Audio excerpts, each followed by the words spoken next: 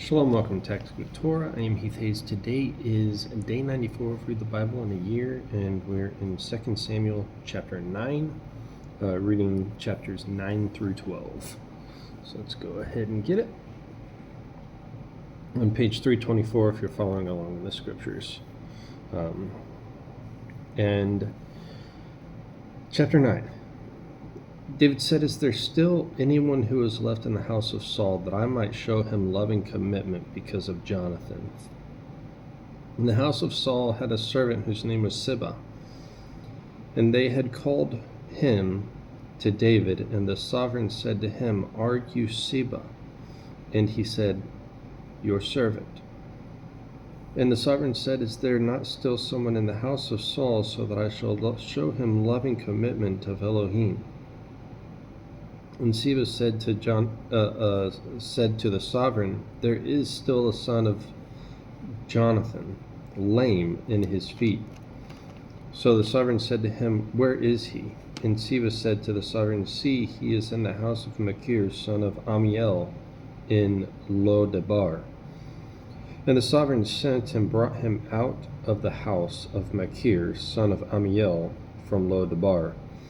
And Mephibosheth, son of Jonathan, son of Saul, came to David and fell on his face and did obeisance. And David said, "Mephibosheth." And he answered, "Here is your servant." And David then said to him, "Do not fear, for I certainly shall show you loving commitment because of Jonathan your father, and shall return to you all the land of Saul, your grandfather, and let you eat bread at my table continually." And he bowed himself and said, "What is your servant that I should turn to such a dead dog as I?" And the sovereign called Ziba, servant of Saul, and said to him, "I have given your master's son all that belonged to Saul and to all his house. And you and your sons and your servants shall work the land for him, and you shall bring in its yield, and your master's son shall have food to eat. But Mephibosheth, your master's son, eat bread at my table always." And Ziba had 15 sons and 20 servants. And Ziba said to the sovereign, "According to all that my master the sovereign has commanded his servant, so your servant does. As for Mephibosheth," said the sovereign, "he shall eat at my table as one of the sons of the sovereign." And Mephibosheth had a young son whose name was Micah. And all who dwelt in the house of Ziba were 7 servants of Mephibosheth.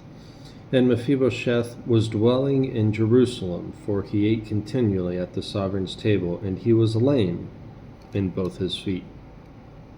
Chapter 10. And after this, it came to be that the sovereign of the children of Ammon died, and Hanun his son reigned in his place. And David said, "Let me show loving commitment to Hanun, son of Nahash, as his father showed loving commitment to me." So David sent by the hand of his servants to comfort him concerning his father. And when David's servants came to the land of the children of Ammon, the chiefs of the children of Ammon said to Hanun their master, "Is David esteeming your father in your eyes, that he has sent comforters to you?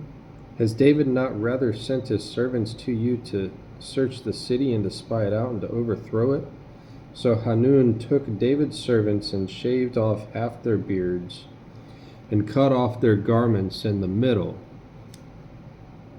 and as far as their buttocks, and sent them away. And they informed David, and he sent to meet them, because the men were greatly ashamed. And the sovereign said, "Wait at Jericho until your beards have grown, and then return." And when the children of Ammon saw that they had become a stench to David, the children of Ammon sent and hired Arameans of Beth Rehob and Arameans of Soba, 20,000 foot soldiers. And the sovereign of Maacah 1,000 men, and men of Tob 12,000 men. And David heard and sent Joab and the entire army, the mighty men. When the children of Ammon came out and put themselves in battle array at the entrance of the gate, and the Arameans of Sobah and Rehob, and men of Tob and Maacah were by themselves in the field. And Joab saw the battle line, and was against him before and behind, and chose out of all the children of chosen men of Israel, and put them in battle array against the Arameans. All right, pause. Man, we continually see issues that happen on a regular basis throughout Scripture simply because somebody put a bug in somebody else's ear for them to not see what is happening at face value, but think, oh, well, they came to spy out the land. When somebody genuinely just wanted to act in kindness and provide comfort. But instead, some jerk-offs decide to put a bug in the ear of, in this example, these dudes decide to put a bug in the ear of Hanun, son of Nahash, the man who had died, the sovereign who had passed away. Then he commits evil for it. Yeah. Sometimes, man, like so much could just be bypassed. So much death and bloodshed or anger or guilt, could be bypassed just by refusing to listen to that kind of nonsense. Anyways, verse 10. And the rest of the people gave under the hand of Abishai his brother, and he put them in battle array against the children of Ammon. And he said, if the Arameans are too strong for me, then you shall help me. But if the children of Ammon are too strong for you, then I shall come and help you. Be strong, and let us show strength for the people and our cities of our Elohim, and let Yahweh do what is good in his eyes. And Joab drew near, and the people with him in the battle against Aram, and they fled before him. And when the children of Ammon saw that the Arameans were fleeing, they also fled before Abishai, and went into the city. And Joab returned from the children of Ammon, and came to Jerusalem. And Aram saw that they were smitten before Israel, and they gathered together in Hadadezer, sent and brought out the Arameans who were beyond the river, and they came to Halam. And I feel like this is 2 pages. It was. And he was the commander of the army of Hadadezer, and the commander of the army of Hadadezer went before them. And it was reported to David, and he gathered all Israel and passed over the Jordan and came to Halam. And Aram set themselves in battle array against David, and they fought with him. And Aram fled before Israel and killed 700 charioteers and 4,000 horsemen of Aram, and they struck Shobach, commander of their army, who died there. And all the sovereigns, the servants of Hadadezer, saw that they were smitten by Israel, and made peace with Israel, and served them. And the Arameans were afraid to help the children of Ammon any more. Chapter 11. And it came to be at the turn of the year, at the time the sovereigns go out to battle, that David sent Joab and his servants with him, and all Israel, and they destroyed the children of Ammon and besieged Rabbah. But David remained at Jerusalem. And it came to be at evening time that David arose from his bed and walked out on the roof of the sovereign's house. And from the roof he saw a woman bathing, and the woman was very good to look at. And David sent and asked about the woman, and he said, Is this not Bathsheba, the daughter of Eliam, the wife of Uriah the Hittite? And David sent messengers to fetch her, and she came to him, and he lay with her, for she was cleansing herself from her uncleanness. And she returned to her house. And the woman conceived, and she sent and informed David, and said, I am pregnant. Then David sent to Joab, Send Uriah the Hittite to me. And Joab sent Uriah to David. And Uriah came to him, and David asked how Joab was doing, and how the people were doing, and how the fighting was going. And David said to Uriah, Go down to your house and wash your feet. And Uriah went out from the sovereign's house, and a gift from the sovereign followed him. But Uriah lay down at the door of the sovereign's house with all the servants of his master, and they did not go down to his house. And they informed David, saying, Uriah did not go down to his house. So David said to Uriah, Did you not come from a journey? Why did you not go down to your house? And Uriah said to David, The ark and Israel and Judah are dwelling in booths. And my master Joab and the servants of my master are encamped in open fields, and I should go into my house, and to eat and drink and to lie with my wife? As you live, and as your being lives, let me not do this. And David said to Uriah, Remain here today also, and tomorrow I'll let you go.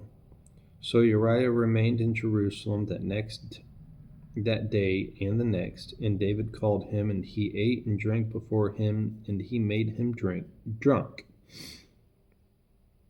And after evening he went out to lie on his bed with the servants of his master, but he did not go down to his house.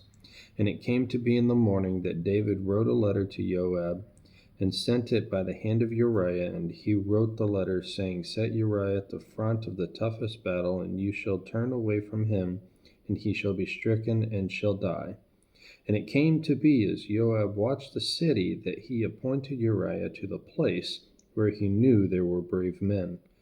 And the men of the city came out and fought with Joab, and some of the people of the servants of David fell, and Uriah the Hittite also died.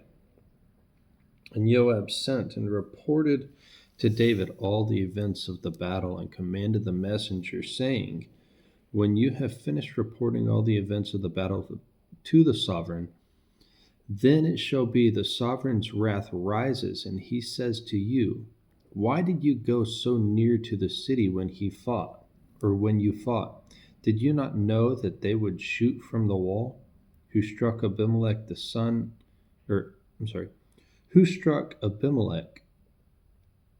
of Jerubbesheth? Was it not a woman who threw an upper millstone from the wall, so that he died in Thebez? Why did you go near the wall? Then you shall say, Your servant Uriah the Hittite is also dead. And the messenger went and came and reported to David with all with which Joab had sent him. And the messenger said to David, The men have been mighty against us, and came out to us in the field, but we drove them back as far as the entrance of the gate. And the archers shot from the wall at your servants, and some of the sovereign's servants are dead, and your servant Uriah the Hittite is also dead. And David said to the messenger, Say to Joab, Do not let this matter be evil in your eyes, for the sword devours one as well as another. Strengthen your attack against the city, and overthrow it, and strengthen him. And the wife of Uriah heard that Uriah and her husband was dead, and she lamented for her husband. And when her mourning was over, David sent and brought her to his house, and she became his wife, and bore him a son. But the deeds that David had done was evil in the eyes of Yahweh. Chapter 12. And then Yahweh sent Nathan to David, and he came to him, and he said to him, There are 2 men in one city. one rich and the other poor. The rich one had flocks and herds, very many, but the poor one had only one little ewe lamb, which he had brought and kept alive, and it grew up with him with his children together. It ate of his own food and drank from his own cup and lay in his bosom, and it was like a daughter to him. And a traveler came to the rich man, who refused to take from his own flock and from his own herd to prepare one for the wayfaring man who had come to him, but he took the poor man's lamb and prepared it for the man who had come to him. And the wrath of David burned greatly against the man, and he said to Nathan, As Yahweh lives, the man who has done this is a son of death. Also, he has to repay fourfold for the lamb, because he did this deed, and because he had no compassion. Then Nathan said to David, You are the man. Thus said Yahweh Elohim of Israel, I anointed you sovereign over Israel, and I delivered you from the hand of Saul. And I gave you your master's house and your master's wives into your bosom, and gave you the house of Israel and Judah. And if that were not enough, I also would have given you much more. Why have you despised the word of Yahweh to do evil in his eyes? You have struck Uriah the Hittite with the sword, and his wife you took to be your wife? And you killed him with the sword of the children of Ammon. And now the sword does not turn aside from your house, because you have despised me, and have taken the wife of Uriah the Hittite to be your wife. Thus said Yahweh, I am raising up evil against you from your own house, and shall take your wives before your eyes, and give them to your neighbor. And he shall lie with your wives in the sight of this son. For you did it in secret, but I shall do this deed before all Israel and before the sun. And David said to Nathan, I have sinned against Yahweh. And Nathan said to David, Also Yahweh has put away your sin. You shall not die. However, because by this deed you have greatly scorned Yahweh, and the children also who was born to you shall certainly die. And Nathan went to his house, and Yahweh smote that child that Uriah's wife had borne to David, because he was sick. And David sought Elohim for the child. And David fasted and went in and spent all night lying on the ground. And the elders of his house stood up over him to raise him up from the earth, but he would not, nor did he eat food with them.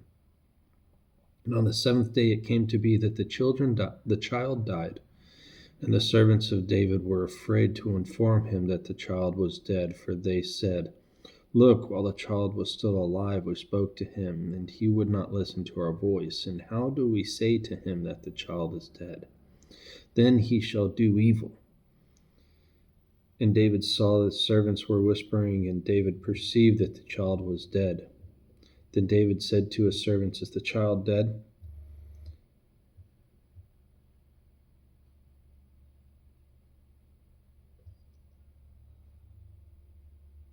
Sorry. I felt something vibrate on the desk, and I don't know what. It's very strange. Anyways, verse 19, David saw that the servants were whispering, and David perceived that the child was dead. Then David said to his servants, Is the child dead? And they said, He is dead.